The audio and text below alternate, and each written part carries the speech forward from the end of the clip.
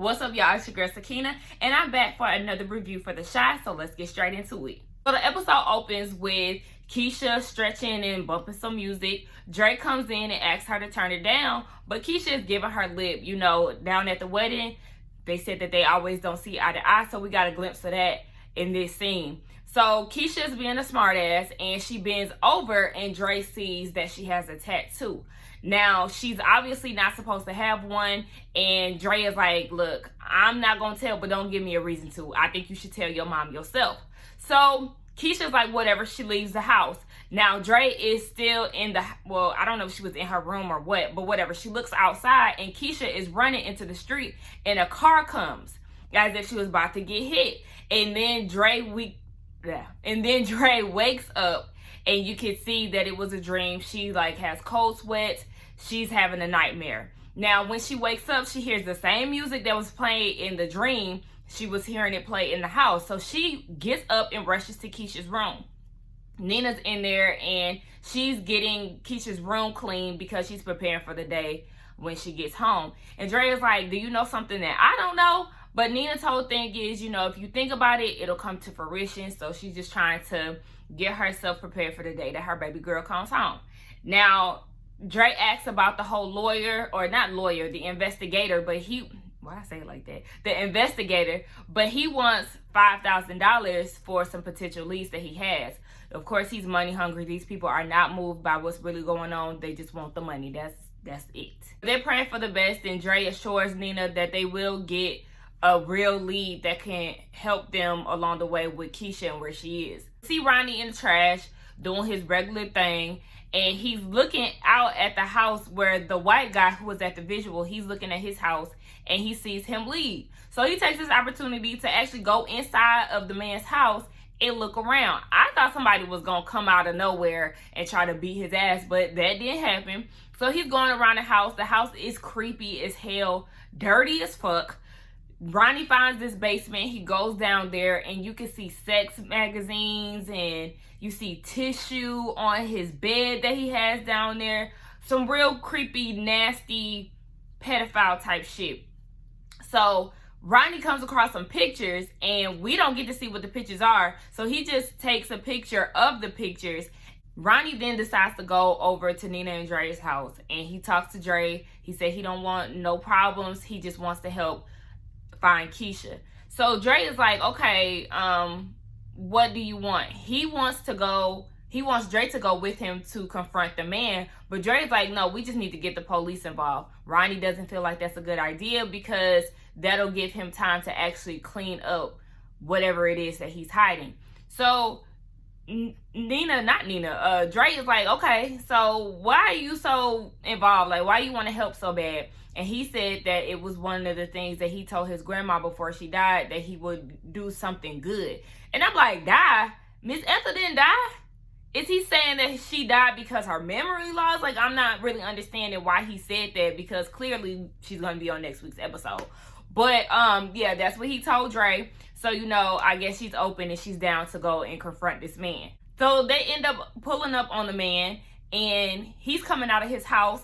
They ask him about the missing girl, and he tries to take off. But before he could do that, Ronnie pins him to the car. So they're asking him what's up with the whole pedophile thing. They show him the pictures of the little girls that he has, and he said that he clears out his browser history every day, so the cops can't even trace him for the creepy shit that he been doing. But I'm like, obviously this nigga is an idiot, because it doesn't matter if you clear out your browser history. If they want to find some shit on the internet, they can find it. You do not have to clear that out. That is just for basic people like us. He tries to act like he wasn't at the visual, but of course, Ronnie already seen him. So they're like, what's up, bro? We're going to get the police involved. You better tell us what's going on, even though we don't want to take it any further than that. He then kicks Ronnie in the nuts. Ronnie falls on the ground, and Dre tries to come to his aid. I'm like, girl, you don't need to be worried about that. You need to be trying to bust that window, because he got in the car and hauled off. I was like, okay, that was a big ass fail. What the hell was the point of that? We see the kids down at Perry's Pizza. They're posting up posters of Duda. You know, he's running for mayor. And Kevin is like, you know, I'm not really here for this political shit. Papa is giving compliments about the pizza ratio, the cheese, the crust, and all that shit. But Jake comes to Duda's defense and saying he's trying to make a way for the community. That's the reason why he's doing that.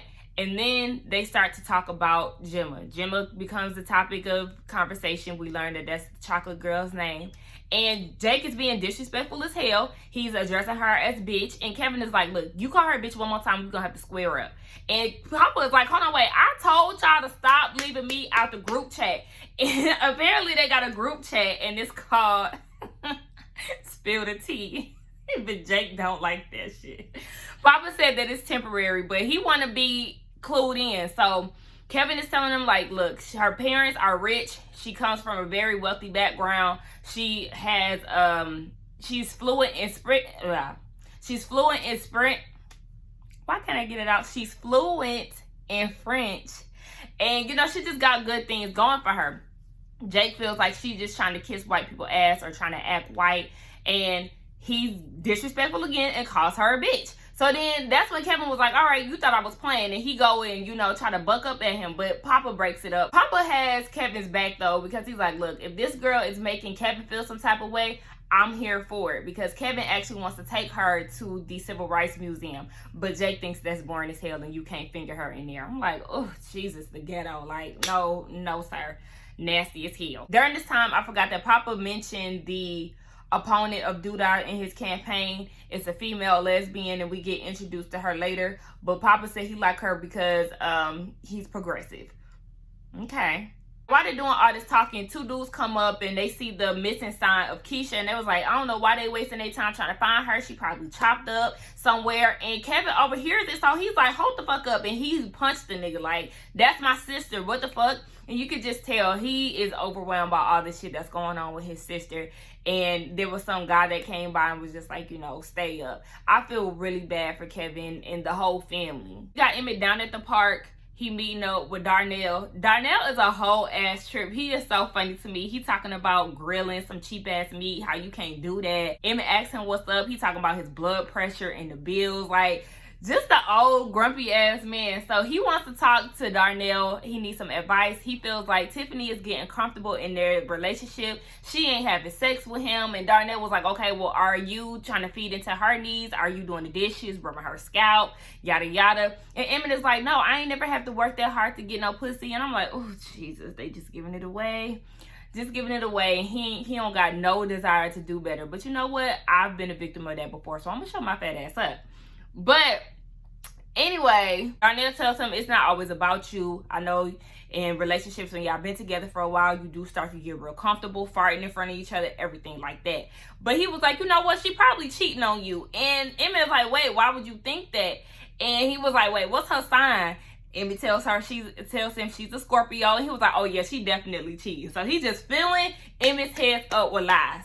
Now we see Tiffany down at her client's house, who is Corey Hardick, and he's at the house. She's dropping off some weed to him, and he has this new couch, and he's, you know, giving all the details about how he just easily falls asleep on it, it's comfortable and all of that. So Tiffany is like, oh yeah, I can use a nap. I'm like, girl, you already know you leading this nigga on, but I guess maybe it's for you know, to sell the weed or whatever, upsell, if you will. But, you know, she's giving him the eye and all of this, and he feeling her. So he like, you know, I'll dim the lights down. You could take a nap. I'm like, I hate niggas like that. Niggas like that irk me, and it's so weird. But anyway, now I will say Tiffany does know her weed. He's giving her a description of how he feeling, and she was like, okay, well, you know what? We're gonna get you this right here. I think it was something about some coffee, gelato, not coffee, but yeah, some strawberry gelato. He feeling it. Asks her to smoke, she declines. She's on the clock and she's trying to work hard for her son to have a 2-income household. That's when he was like, don't your niggas sell shoes?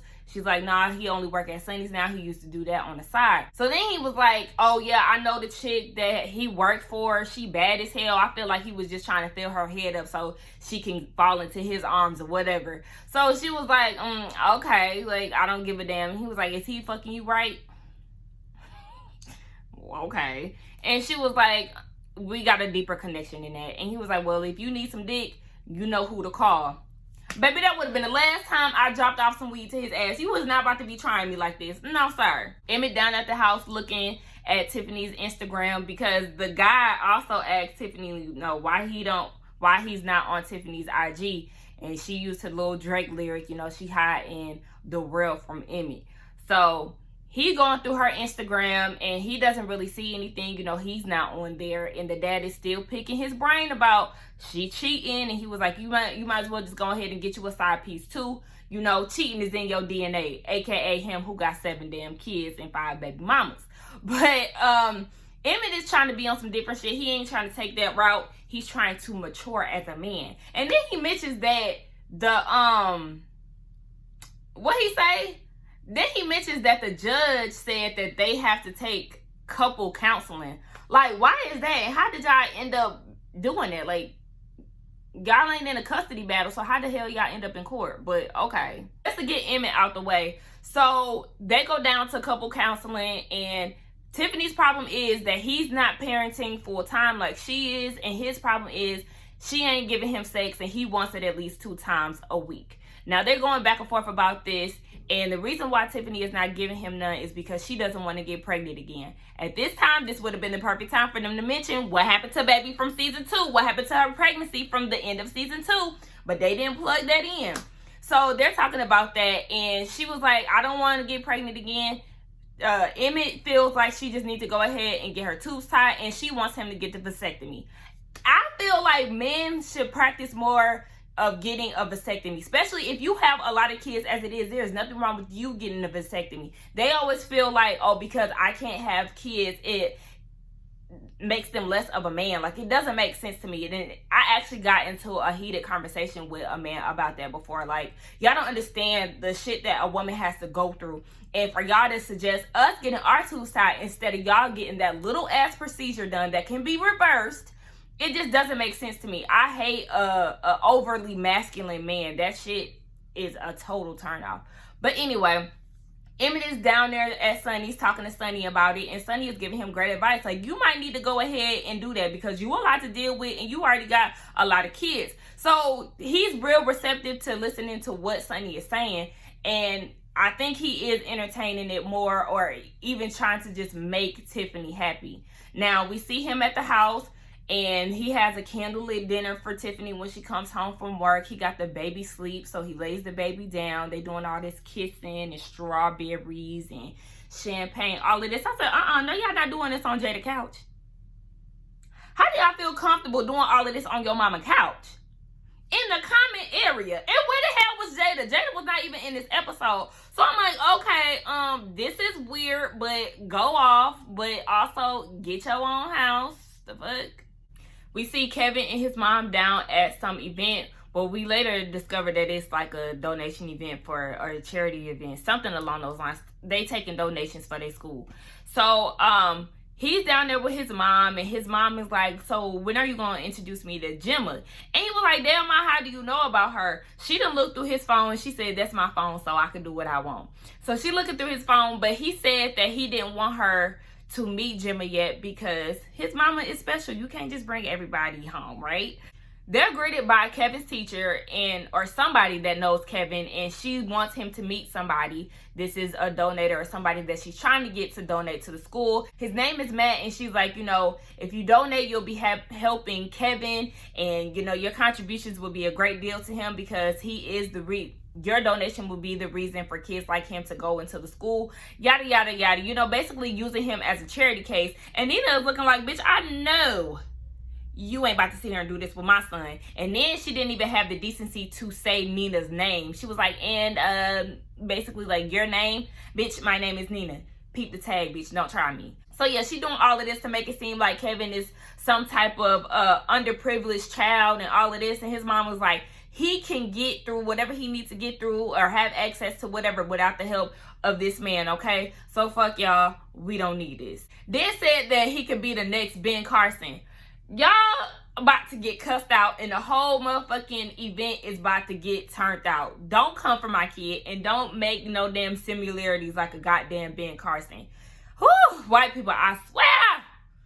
Now, Duda is there, and, you know, he's trying to do his whole campaign thing. Now, mind you, we get a scene where Miss Candy makes her debut. She's walking into Perry's Pizza, and she's like, look, I don't need no damn appointment to see Duda. I'm his wife. So when she walks in, you know, they see each other. It's like, what's up?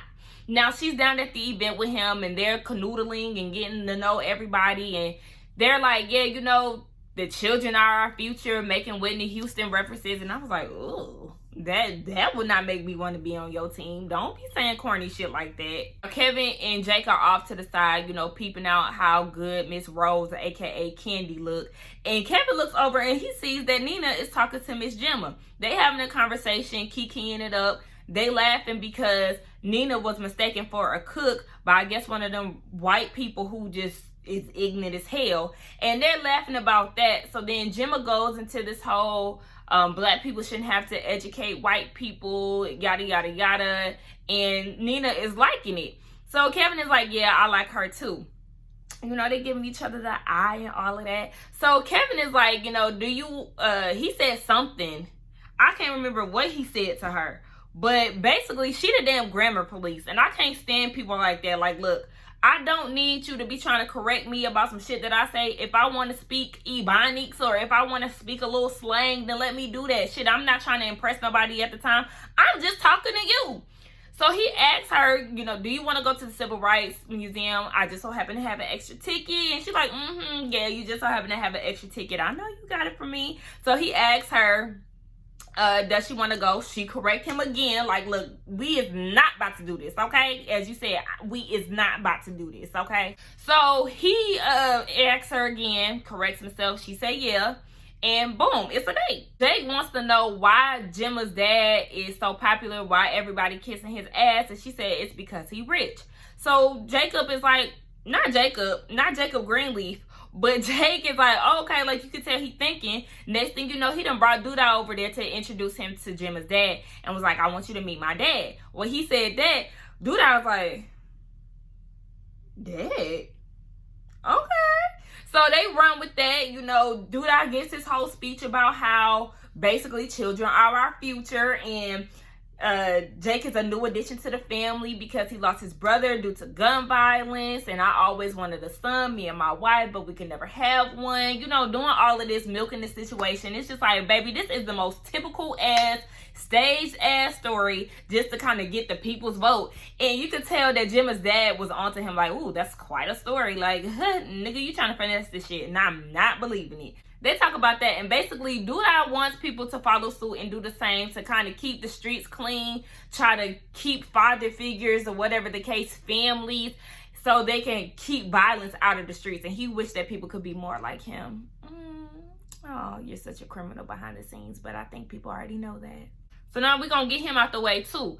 So him or Duda and Candy Rose is off in the car in the limousine. I was like, who's still driving limousines? But okay.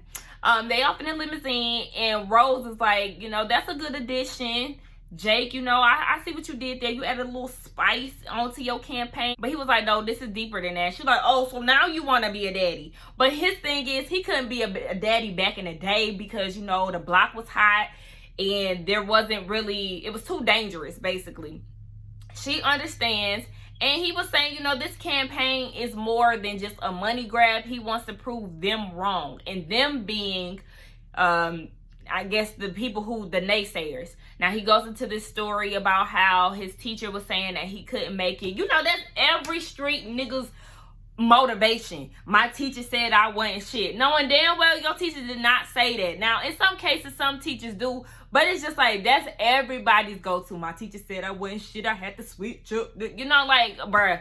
All right. But anyway, that's his motivation. He likes to prove people wrong. I don't know if he's really genuine. I'm feeling like he is. I'm feeling like this kind of made me think that he might actually be into the idea of adopting Jake, because he did say that in his little sob story. And it's like, okay. All right, we're going to see what you about. We're going to see how genuine you are. But it looked like you're going to be in some shit next week. So what's real? We don't know. His background story was giving me, they say this is a big rich town. Oh, ghost head ass. That's exactly what he was giving. Like, Duda is Ghost. And motherfucking Otis Perry is James St. Patrick. Like, okay, we see you. After the little event, Kevin and Nina is down at Sunny's eating some food because at the event they had some nasty ass white people food equaling no seasoning. But they're talking and the mom is saying how she likes Jenna, but Kevin hasn't told Jenna about Keisha and his situation because he doesn't want a pity party. He doesn't want anybody to feel sad for him, which is understandable. Papa is down at church, aka his house. I think his house and the church is connected to each other. But whatever, they down at the church and the choir is singing. Papa seems to really feel this choir. Me, not so much. I don't know why. I was just not moved by the words, the singing. The director was like, you know, doing all of that. And I usually like that type of stuff. I love me a good choir and some good old gospel at church. But I was not moved by this bunch of people, okay? I'm sorry. And then his father gets on stage and was saying how he's really not into politics, and his whole thing is he feels like he needs a politician that what he say? He needs to vote for a politician that put God first. So he hit a Will Smith. Will Smith just said something like that on social media recently. So, you know, he introduces a good friend of his who is Camille Holloway, aka Miss Lena Waithe. Now, I do want to let y'all know she did retweet my review from last week, and I was like super excited. Actually, Dre's character liked the retweet too. So, you know, I was super geeked, like, oh, me? Hey, Lena, thank you. But no, I'm really appreciative of that because it gave me more views than typical. Because some of y'all don't be watching. Where y'all at? But anyway, she gets on stage and she's like, look, how y'all feeling? It's a real empty crowd. Nobody is trying to give her no type of energy. So she's like, okay, I was supposed to come on here and give this whole speech as to why you should vote for me, but scratch all of that. Have y'all seen the headlines? All of these kids, all this violence going on in the headlines, and it makes you wonder why. The south side that I grew up on, I was able to go outside and the community was able to check me if I was out of line, and my mom had a good job. And basically just saying that the community has taken a downfall or is going downhill. And you know, she starts to talk about a lot of the issues that are going on in Chicago, which I do think that they're real facts. I'm trying to see if I wrote down some of the stuff. But yeah, she was just basically saying that you can't look for a Malcolm X or your next hero. You have to be your own hero. You need to take charge of your own community and basically look at the man in the mirror. Take control of your own space. Don't be waiting around looking for somebody else to save you. Now she doing all of this and I'm like, okay, you know, I'm feeling it. I'm dead ass like, all right, as if I was there in the damn crowd. And you know, I was like, oh shit, she got my vote. But then she was talking all of that, right? And she got the people to say amen at the end. But then we get this scene where she is giving money to Papa's dad.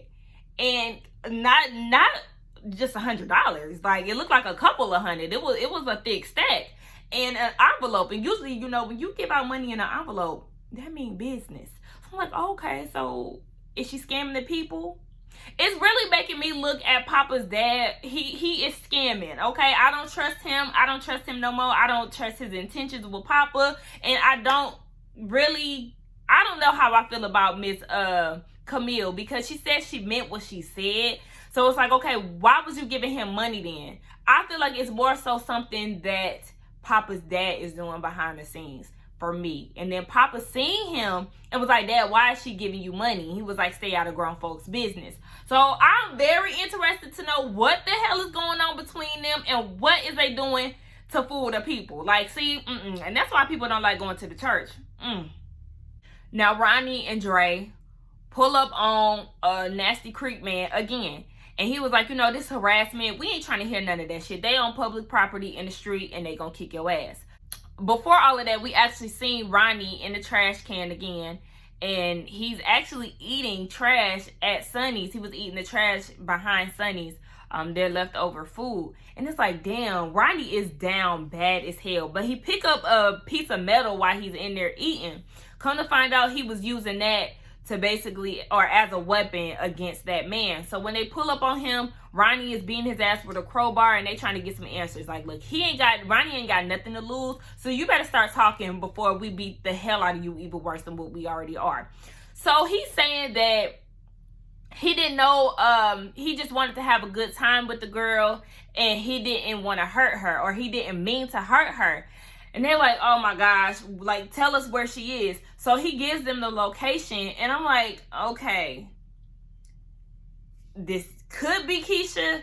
This may not be Keisha, because they haven't given him a photo of what the girl looks like. They're just saying we're looking for a girl and going with that. Now, mind you, at the visual, there wasn't just a focus on Keisha. Like, she was, I guess, she was the main focal point, but there were other posters of missing girls around town. So it could have been anybody. I was like, I don't know. Something telling me it was too soon. You know what I'm saying? What is this, episode 4? So that would be too soon for us to get a conclusion to what really happened with Keisha. So he says that they're at the beach, and then we get Nina at the house. She making jelly. It looks like she's in a better space, but when she gets a phone call, she takes a big breath and is like, no. So we just shook up as hell, because at this point we're thinking like, oh shit, okay, there must be some bad news when it comes to Keisha. Now, Kevin and Gemma are down at the Civil Rights Museum, and they have an exhibit covering Black women in music, and she has a big liking for Nina Simone. Now, her dad, as a chocolate girl, her dad wanted her to have positive representations about dark-skinned girls. He didn't want her to be so hung up on the color of her skin, because, as you know, as chocolate girls, we do have it a little rough. You know, we are definitely discriminated against, despite whatever somebody tries to tell you. We already know what the hell is up. So don't try to change our minds about, oh, it's not that serious and da-da-da. No, dark-skinned girls do get different treatment, so we ain't even trying to hear that shit. Jenna feels like the exhibit is actually watering down Nina Simone's legacy, and Kevin is like, well, maybe you should tell them that. She feels like the song that they presented at the exhibit should be different. I think it was like Mississippi something. I can't remember right now. But yeah. So Kevin is like, you should actually tell them about that. And she's like, you know what? I'm going to go ahead and do that. So she go and address one of the workers and was like, you know what? I'm very disappointed. I feel like y'all trying to water her down. Kevin is her little hype man. Like, yeah, why y'all doing that? Blah, blah, blah. And the man is like, let me see y'all tickets. What the hell is going on? And she's like, no need to see my tickets, because I plan to write a letter to the executive director, and let him know that 2 students of the highest school is disappointed or whatever. So Kevin is like, wait, I'm not an honor student. She's basically like, damn, nigga, go with it. Let's go. So they leave. When they leave, they're out chilling outside, talking about the experience at the exhibit and how Gemma can't wait to tell her dad, because, you know, he is a big influence in her life. So while they're going on about that, Kevin gets a call from Nina, and she's like, or Gemma is like, look, you gonna talk to me or you gonna be on the phone? So he was like, I'll do you one better, and turn his phone off. Never would my mom call me and I turn my phone off. No, it's not that deep, girl. Let me at least text my mama. I'm not cutting my phone off. But you know what? He young. They was actually getting ready to go home, and Kevin is like, wait, I gotta tell you something. We already know he's probably gonna get ready to tell her about the situation with Keisha. Nina and Dre go out to the beach. They're walking up, and they're very hesitant. Nina is super hesitant. She does not want to see what is ahead of her. She's crying hysterically, and Dre is trying to be that support system for her wife. So they walk up, and they see a body. Nina automatically assumes that it's Keisha, but we could assume that it's not, or I would say we would naturally assume that it's not, based off of the outfit that Keisha had on in the beginning. I didn't think about that during the show, literally, until I just said that down, but I was thinking like, wait a minute, that could be her. But Dre is like, can you flip her over, please? She has a tattoo on her back. Nina is like, no, she's not. Obviously, Nina don't know shit about her kids. But you know what? Kids do hide things from their parents. I know I did sometimes, even though I was a real good kid. I was real good. But she wants to flip her over to see if her tattoo is there. You know, basically a way to further indicate whether it's her or not, because the grass was covering her face. We see that Kevin rushes home. He's running. Nina is on the couch crying. Come to find out, it wasn't Keisha. But Nina's whole thing is, where is my baby? Like, I don't know where she is, and it's just really getting to her, especially because that's not her, but it could easily be her. So it's a real wake-up call as to what they're dealing with. So Ronnie is down at the church, aka Papa House, and he's down at the altar. You know, he's very bothered, and Papa's dad is like, is there something on your mind? Ronnie is stressed because he's seen that body. It wasn't Keisha, but he feels like it's his destiny to find her. So this is when Papa's dad is trying to bring him further into Christianity. Remember, he said he was just a tour guide, but I think now he wants to go ahead and fully bring him on board. And I think Ronnie definitely is going to entertain the thought of that, even though he's still hesitant. Now, the closing scene is with Dre and Lena. They're stressed the hell out. They're drinking and smoking. Dre apologizes for not telling Lena about Keisha's tattoo. But she's like, look, that's the least of our worries, honey. I'm just happy. Well, Dre said that she was happy that it wasn't their daughter. But Lena was like, yeah, it's not her, but it was somebody else's. It's just so sad, y'all. Yeah, they're gonna find her. They're gonna find her. But that's where the episode ended. I think that this episode was the best yet. I hope that they keep this momentum going. This episode was really good. It pulled on my heartstrings. It kept my attention. I did not get on Instagram not one time. I was glued in, okay? And again, y'all, I really do like Dre's character. She is my favorite at this moment in time. Like, there's not even the kids is trumping her right now. I don't know. It's just something about her energy, her vibe that is making me drawn to her character. Actually, I did tell y'all that the actress that plays Dre liked my review retweet as well. So shout out to you. You're doing an amazing job. Keep going. But anyway, y'all, thank y'all for coming back. Please do not forget to please do not forget to like, comment, and subscribe to my channel. I will see y'all in the next one. Bye-bye.